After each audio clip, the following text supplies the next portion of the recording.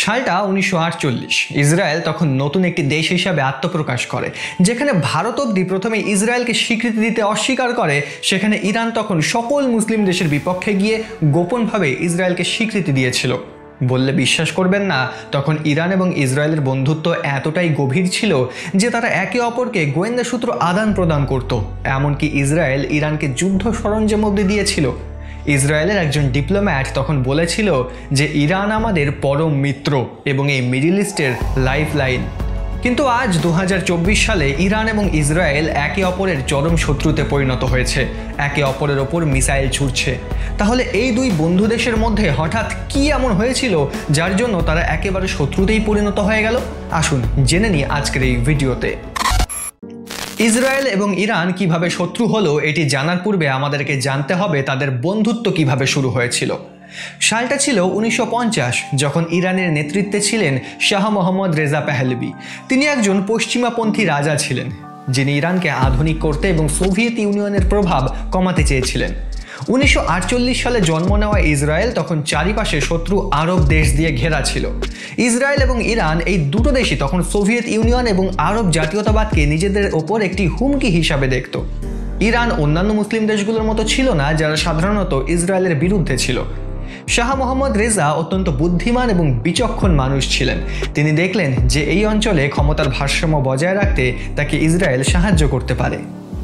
এই সময়কালে ইরান সেই কয়েকটি মুসলিম দেশের মধ্যে একটি ছিল যারা ইসরায়েলের অস্তিত্বের বিরোধিতা করেনি, এমনকি তারা ইসরায়েলকে আনঅফিসিয়ালি স্বীকৃতিও দিয়েছিল। আপনাদেরকে বলে রাখি, বেশিরভাগ মুসলিম দেশই ইসরায়েলকে স্বীকৃতি দেয়নি, যাদের মধ্যে পাকিস্তান এবং বাংলাদেশও রয়েছে। এভাবেই ইরান এবং ইসরায়েলের বন্ধুত্ব শুরু হয়। তারা একে অপরের সাথে নিরাপত্তা এবং বাণিজ্যে কারবার শুরু করে। এই দুটো দেশই নিজেদের মডার্ন, পশ্চিমাপন্থী এবং কমন শত্রুদের বিরুদ্ধে একসাথে কাজ করার জন্য প্রস্তুত ছিল। 1950 থেকে 1970-এর দশক অবধি ইসরায়েল এবং ইরানের বন্ধুত্ব ছিল অসম্ভব সুন্দর। তারা যেন এক স্বর্ণযুগ পার করছিল। ইসরায়েলের তেলের প্রয়োজন ছিল আর ইরান ছিল তার প্রধান সাপ্লায়ার। এর বিনিময়ে ইসরায়েল ইরানকে আধুনিক কৃষি প্রযুক্তি এবং গোয়েন্দা তথ্য শেয়ার করত। দুটি দেশের মধ্যে গোপন সম্পর্ক ছিল। তারা তাদের বন্ধুত্বকে কোনোদিনই প্রকাশ্যে ঘোষণা করেনি, কিন্তু পর্দার আড়ালে ঠিকই তারা একে অপরের সাথে কাজ করত। এই সময়কালে ইরান এবং ইসরায়েল একে অপরকে সামরিক দিক দিয়েও সাহায্য করে।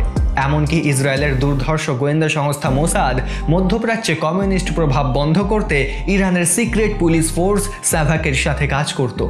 এছাড়াও এই দুই সংস্থা মধ্যপ্রাচ্যের বাকি মুসলিম দেশগুলি কি প্ল্যানিং করছে বা তাদের বিভিন্ন গতিবিধির তথ্য শেয়ার করত, যেটি এই দুটি দেশের জন্যই একটি হুমকি ছিল। ইরাক ইরান যুদ্ধে ইসরায়েল ইরানকে প্রচুর সাহায্য করে, কারণ তখন ইরাকের শাসক ছিল সাদ্দাম হোসেন। সাদ্দাম হোসেন প্ল্যান করছিল ইরাকে নিউক্লিয়ার মিসাইল বানানোর, আর এটি ইসরায়েল এবং ইরান কারোরই পছন্দ ছিল না। আর এর জন্যই ইসরায়েল ইরানকে হাতিয়ার সাপ্লাই করার পরিকল্পনা করে। ইসরায়েলের প্রধানমন্ত্রী ইরানকে মিলিটারি ইকুইপমেন্ট বিক্রি করার পারমিশন দেয়। আপনি জেনে অবাক হবেন যে এই পারমিশনটি ইসরায়েল আমেরিকার বিরুদ্ধে গিয়ে নেয়, কারণ তখন ইরানে আমেরিকার 50 জন রাজনৈতিক বন্দী ছিল, আর আমেরিকা ইরানের ওপর স্যাংশন লাগিয়েছিল যে যতক্ষণ না তাদের রাজনৈতিক বন্দীদের ছেড়ে দেওয়া হবে ততক্ষণ অবধি কোনো দেশ ইসরায়েলকে মিলিটারি সরঞ্জাম বিক্রি করতে পারবে না। কিন্তু ইসরায়েল এসবের তোয়াক্কা না করে ইরানের সাথে বন্ধুত্ব বজায় রাখে।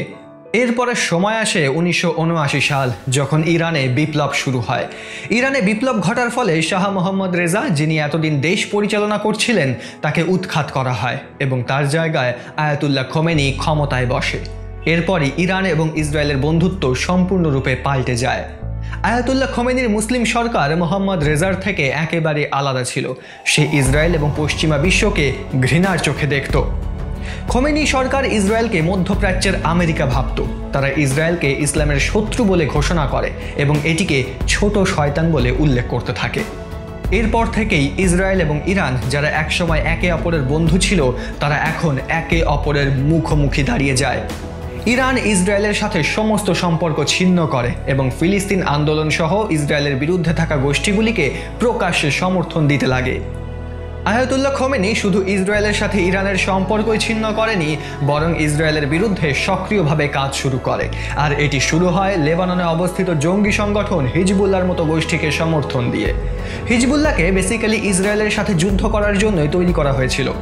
ইরান কি করত? ইরান এই হিজবুল্লাহকে অস্ত্র, টাকা পয়সা এবং প্রশিক্ষণ দিত যাতে তারা ইসরায়েলের বিপক্ষে যুদ্ধ করতে পারে।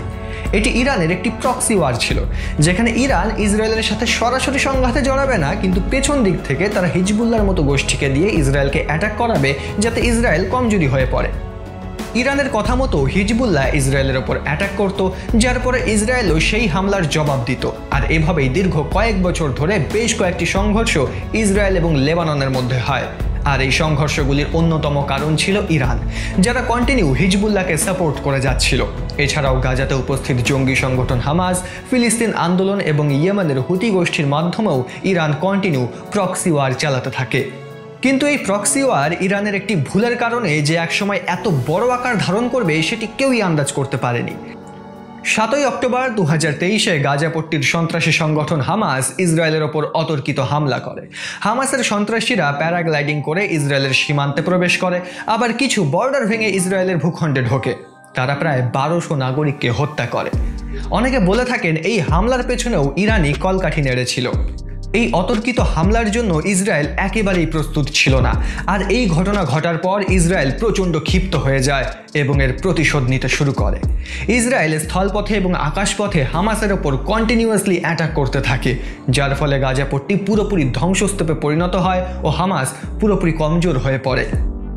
ইসরায়েল যখন প্রতিশোধ নিতে গাজার ওপর হামলা চালায়, ঠিক তার একদিন পরেই ইসরায়েলের উত্তর দিকে অবস্থিত মুসলিম দেশ লেবাননের সন্ত্রাসী সংগঠন হিজবুল্লাহ ইসরায়েলের ওপর হামলা করে।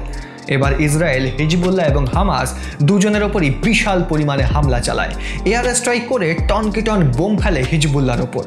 ইসরায়েলের গোয়েন্দা সংস্থা মোসাদ হামাসের মূল নেতাকে ইরানের মধ্যে সিক্রেট অপারেশন চালিয়ে মেরে ফেলে এবং 27 সেপ্টেম্বর এয়ার স্ট্রাইক করে হিজবুল্লাহর প্রধান লিডারকেও খতম করে দেয়। ইরান এই সমস্ত দেখে খুবই অবাক হয়ে যায়। তারা ইসরায়েলের ওপর প্রতিশোধ নেওয়ার কথা বলে। আসলে ইরান এতদিন ধরে হামাস এবং হিজবুল্লাহকে দিয়ে যে প্রক্সি ওয়ার খেলছিল, এখন সেটি ইরানকে ব্যাকফায়ার করছিল। ইরান এর প্রতিশোধ নেওয়ার জন্য ইসরায়েলের ওপর প্রায় 200টির মতো মিসাইল হামলা করে, কিন্তু ইসরায়েলের আকাশসীমা পুরোপুরি সুরক্ষিত থাকায় বেশিরভাগ মিসাইলকেই তারা বিনষ্ট করে দেয়। ইরান এবং ইসরায়েলের শত্রুতার একটি অন্যতম কারণ ছিল নিউক্লিয়ার ওয়েপন। 2000-এর দশকে ইসরায়েল জানতে পেরে যায় যে ইরান পারমাণবিক কর্মসূচি শুরু করেছে, অর্থাৎ তারা পারমাণবিক বোমা তৈরি করার জন্য কাজ করছে। ইরান তাদের পারমাণবিক প্রযুক্তি উন্নয়নের জন্য দ্রুত গতিতে কাজ করছিল, কিন্তু ইসরায়েল এটিকে তাদের অস্তিত্বের হুমকি হিসাবে দেখে। ইসরায়েল আশঙ্কা করছিল যে ইরান যদি পরমাণু অস্ত্র তৈরি করে ফেলে তাহলে তারা ইসরায়েলকে আক্রমণ করবে এবং মধ্যপ্রাচ্যে ইরান একটি প্রভাবশালী দেশ হয়ে উঠবে। তাই ইরান যাতে পরমাণু শক্তি অর্জন না করতে পারে, তাই ইসরায়েল বিভিন্ন অ্যাকশন নেওয়া শুরু করে দেয়। তারা ইরানে ক্রমাগত সাইবার অ্যাটাক করে, পারমাণবিক রিসার্চ সেন্টারগুলোতে স্ট্রাইক করে।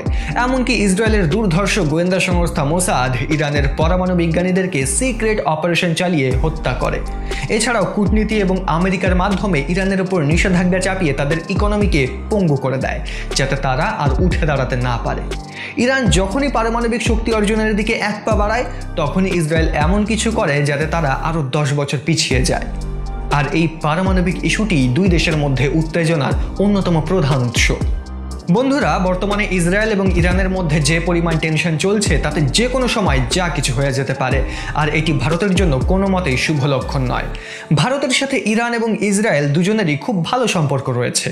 ইরানের থেকে আমাদের ন্যাচারাল গ্যাস এবং অয়েল ইম্পোর্ট করতে হয়, অন্যদিকে ইসরায়েলের থেকে আমরা অত্যাধুনিক টেকনোলজি এবং হাতিয়ার আমদানি করি।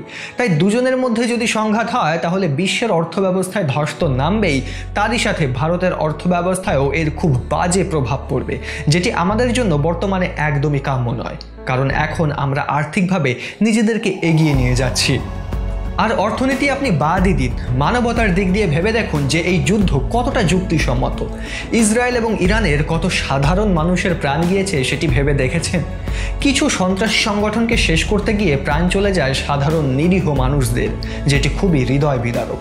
তাই প্রত্যেকটি দেশের নেতাদের উচিত নিজেদের দেশে কোনো রকম সন্ত্রাসবাদকে প্রশ্রয় না দেওয়া, আর এটি নিশ্চিত করা যাতে তার দেশ যুদ্ধে না জড়ায় আর একটি নাগরিককেও প্রাণ না হারাতে হয়। বন্ধুরা, যদি আপনাদের এই ভিডিওটি ইনফরমেটিভ মনে হয় তাহলে ভিডিওটিকে একটি লাইক করে দিন, আর এরকমই ভিডিও দেখার জন্য চ্যানেলটিকে সাবস্ক্রাইব করে রাখতে পারেন।